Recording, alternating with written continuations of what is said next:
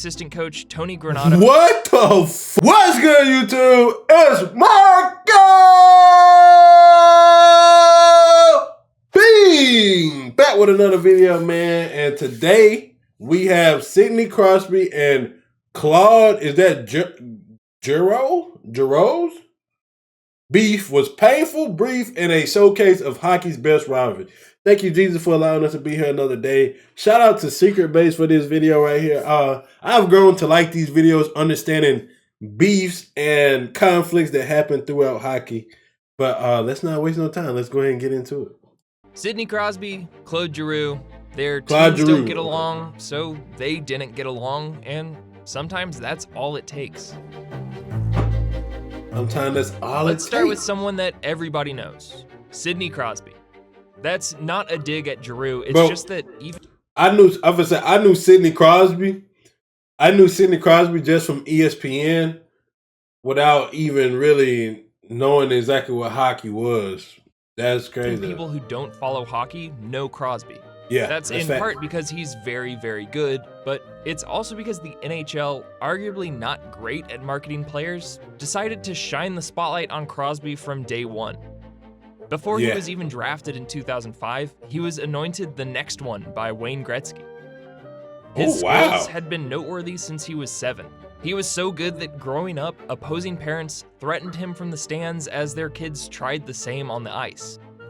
He was just great. Breaking his neck? When the Penguins drafted him first overall, they, along with the league, didn't waste the opportunity and immediately I got the face of a that also meant that he'd immediately have a target on his back anytime Pittsburgh shared the ice with Philadelphia. And Crosby's first visit to Philly made it clear what his future had in store. That came in 2005, and Darian Hatcher played the part of welcoming committee. Hatcher found Crosby often, and caught him above the shoulders multiple times, eventually leaving the rookie on the ice looking for a few teeth. No penalty was called, and Crosby was mad enough that he ripped off the microphone he had been wearing for the broadcast and went after Hatcher. Naturally, the Philadelphia crowd loved this.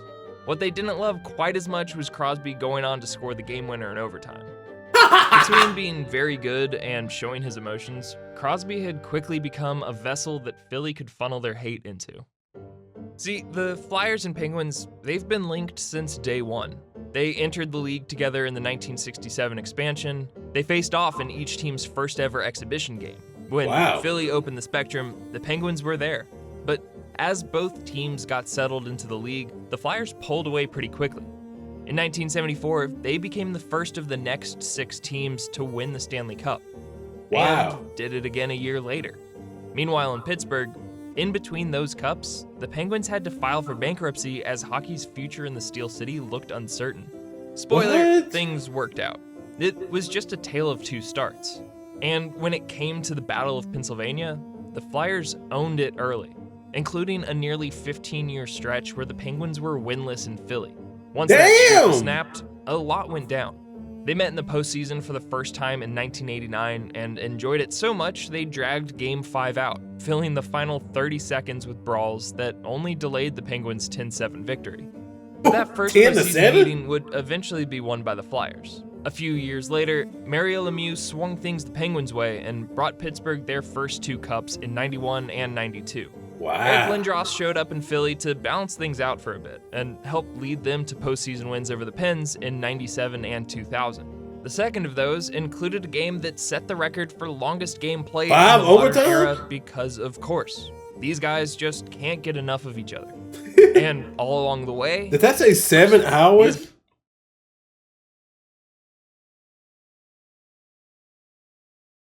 Guys just can't get enough of each other. And all along the way, they fought and fought. And when realignment threatened to split them up, they even fought together to make sure they would be able to keep fighting in the same division. So in history, it's been hard for even generational talents to avoid getting caught up in the rivalry. And although getting under Crosby's skin became more of a consolation prize considering the success he and the Penguins found, a few years after the kid came along, it looked like Philly had found a prize of their own. Claude Giroux's road to the NHL was far less paved than Crosby. You're like Ronald He had Weasley. been avoided in junior league drafts, had to walk on just to play junior hockey in Ottawa, But as Giroux put the work in, he began to transform as a player. He made the CHL All-Rookie team and went from unwanted to the 22nd overall pick in the 2006 NHL draft. Okay. By the 08-09 season, he was getting meaningful playing time and impressed enough to be a full-time player a year later. And that year, he scored the Flyers' most important goal of the season, beating Henrik Lundqvist for the deciding shootout score on the final day of the regular season, which sent the Flyers to the postseason. He kept it up from there and helped Philly make it to the Stanley Cup final, where they fell short against Chicago. His level of play even made it possible for the Flyers to trade Jeff Carter and Mike Richards, which helped signal Giroux as the future of this team. As Claude approached superstar status, Crosby faced some tough years. The Pens captain had to miss extended time with long-lasting concussion symptoms, including the bulk of the 2011-2012 season, with a little more of the Pennsylvania spotlight shining on Giroux. Wow, I would have never knew that. I would have never knew that. That's crazy. He had his best season yet. He led the league in point scoring for most of the season and was a favorite for the Hart Trophy. Alongside new line mates Scott Hartnell and Jaromir Jagr, Giroux had the Flyers set up for another postseason run, and conveniently enough, Crosby was cleared to play the final 22 games as the Penguins jockeyed with the Flyers in the standings. So on April 1st, 2012, when these teams met with just 4 games remaining in the regular season, there was a lot to play for. Potentially home ice advantage in a first-round series between these two teams. They matched each other through the first 2 periods, but the Flyers opened it up in the third, and Giroux made it 5-2 with under 7 to play. Damn! After the Pens closed the gap, Philadelphia scored an empty netter to seal the win, and a moment later, shit popped off. Joe Vitale caught Daniel Briere on open ice, and the teams met at the center logo. As those on the ice paired up, the main show came from the bench. Pittsburgh assistant coach Tony Granato. What the fuck? Yo! Yo! No way the coaches are standing up. Like, yo, who do these guys think they are, bro? Yo, this is not real. Look at him now, sir. He can't believe it. And Philly's head coach Peter Laviolette got in a shouting match as Pierre Maguire narrated from below. As Simmons and Egeland stepped up, Giroux inched his way towards the fray. Whether he was blocking his coach from climbing into the Penguins' bench or egging on anyone he could, he at least looked to be enjoying himself. 40 penalty minutes later, the heat had been cranked up just a bit. So that happened.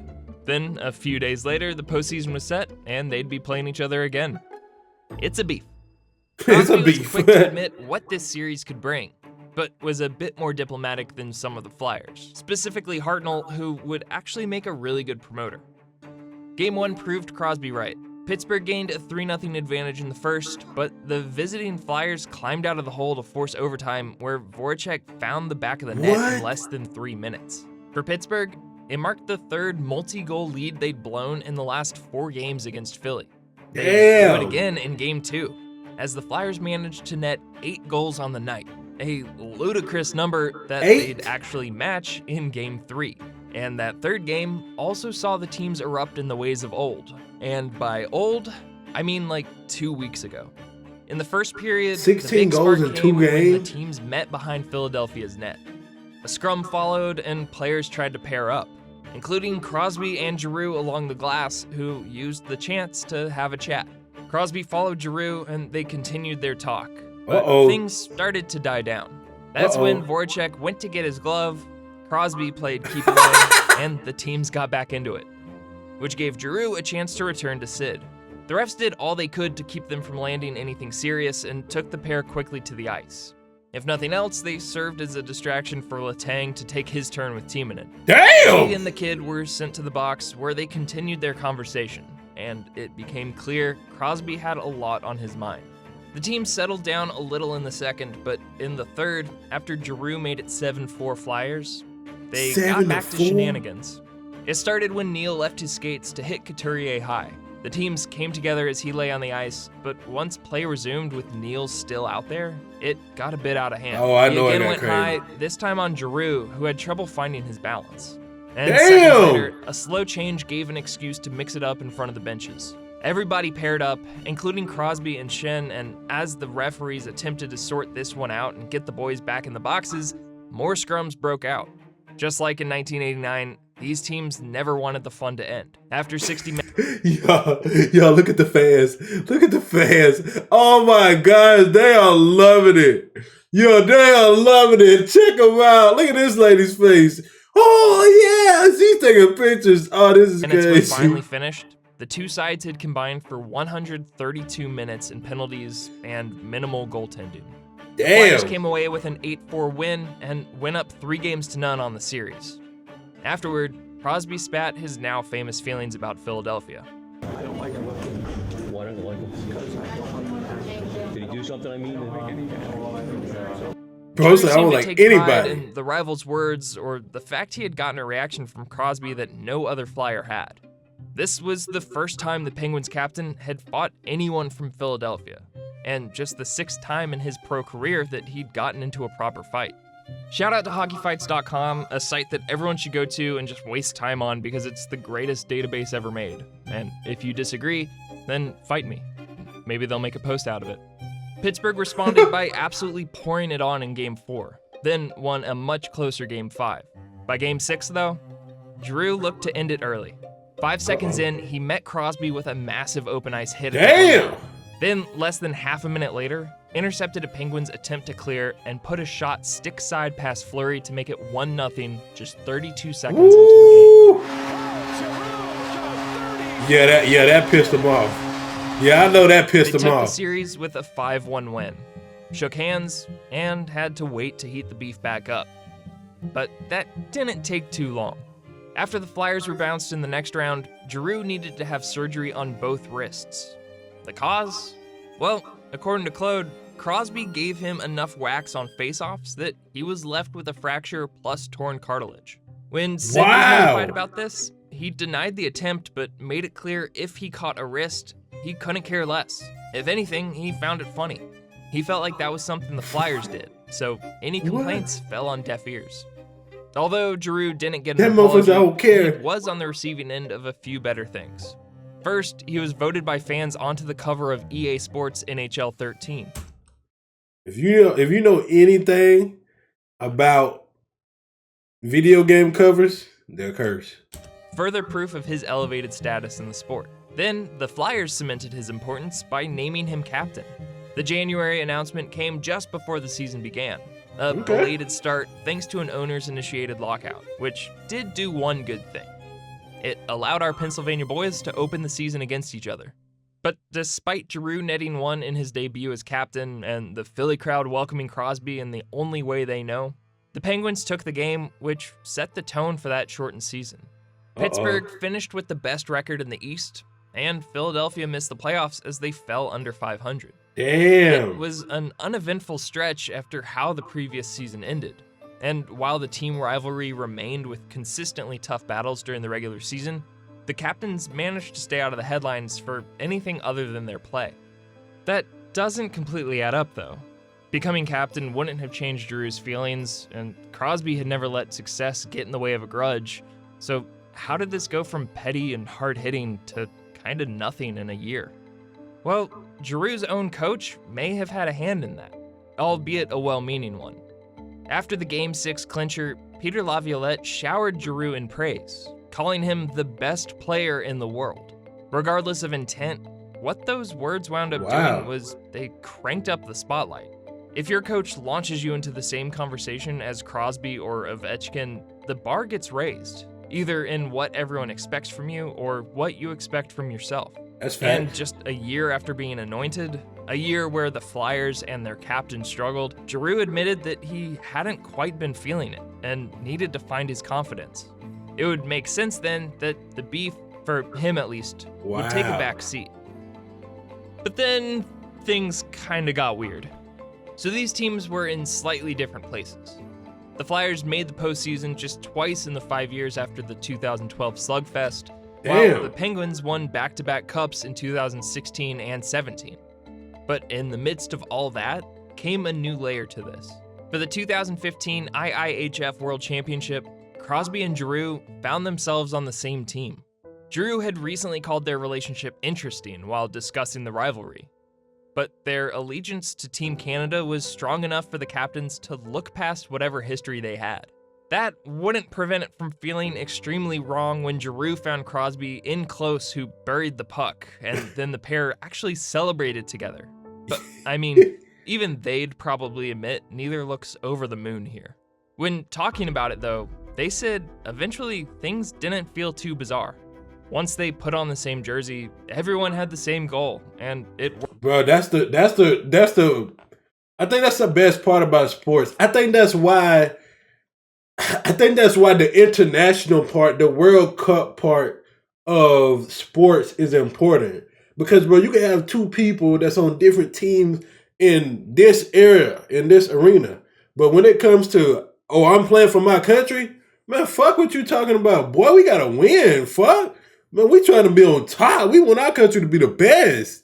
I love that. I love that part about it. I love that part about Crosby sports. pointed out, who also was tasked with playing the captain on a ship rostering multiple flyers. But he did it well. Team Canada dominated the tournament, and the beefmates turned teammates took home the gold. A year later, they'd do it again at the World Cup of Hockey, and it became even easier. Giroux said they hadn't really known each other off the ice before the World Championship. And as we know, they didn't like each other. But now, he had an easy time admitting Crosby was a great guy off the ice. Okay. As for Sid, he even went as far as saying it was fun to play together.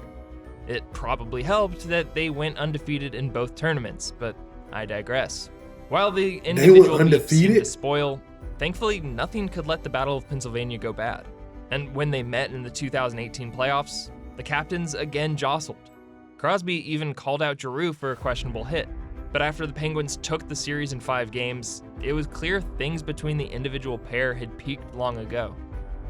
These players have brought the best out of each other, whether playing for opposing teams or on the same side. While they've both found individual success, only one has gotten his name on the cup, doing so enough times that it helped the feud fade.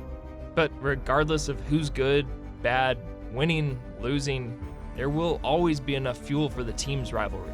And for as long as they've got the C stitched on their jersey, there will always be a little extra spotlight shining on Crosby and Giroux. Wow. Hey yo, in 2006. Shout out to Secret Base, bro. That was great. Oh, I need to watch that one though. Ovechkin and who was that? I didn't even see the other guy's name. Yo, that was great though. That was great though. I hope you have enjoyed this video. If you did, hit that like button, hit that subscribe button, turn those post notifications on. Remember, stay peaceful, stay positive, stay disciplined. And always, always, always, always, always be kind. If you're looking for more hockey content, check out the video in the middle of the screen or hit that little profile icon in the bottom right.